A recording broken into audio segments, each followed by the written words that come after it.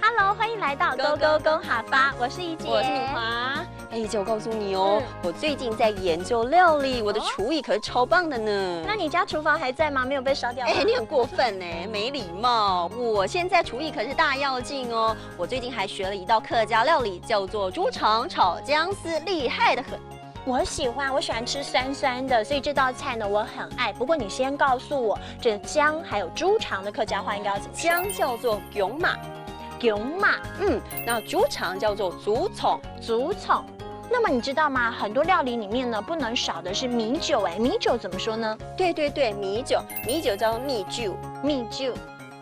那如果说是呢，我喜欢吃猪肠炒姜丝，要怎么说呢？这句话应该要跟大家说的是：俺一好食猪肠炒姜丝，俺一好食猪肠炒姜丝。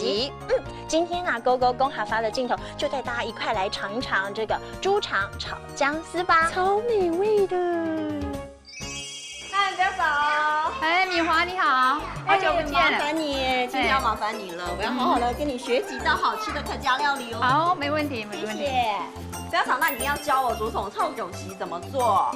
那你先帮我介绍一下这个食材的部分有哪些呀？姜麻，姜麻，竹筒，对，米酒，那要怎么做呢？这姜麻先拿来切啦，切做姜丝来嘞。好，刚落猪肠葱啊炒。比较少，那是不是姜丝先冰落去啊？姜丝先冰落去，好，炒皮香，再把猪肠加猪肠冰落去炒，先中间然后冰米酒，好，冰一些嘞葱、配色，一点醋，有冇？安尼就好嘞。你懂简单冇？简单。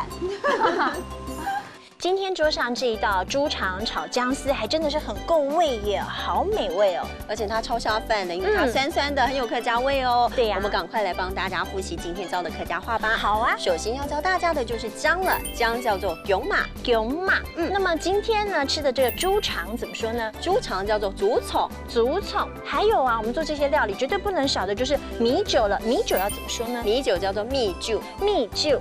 那如果要说呢，我喜欢吃猪肠炒姜丝，要怎么说呢？这句话应该要说的是：俺一好食猪肠炒姜丝，俺一好食猪肠炒姜丝。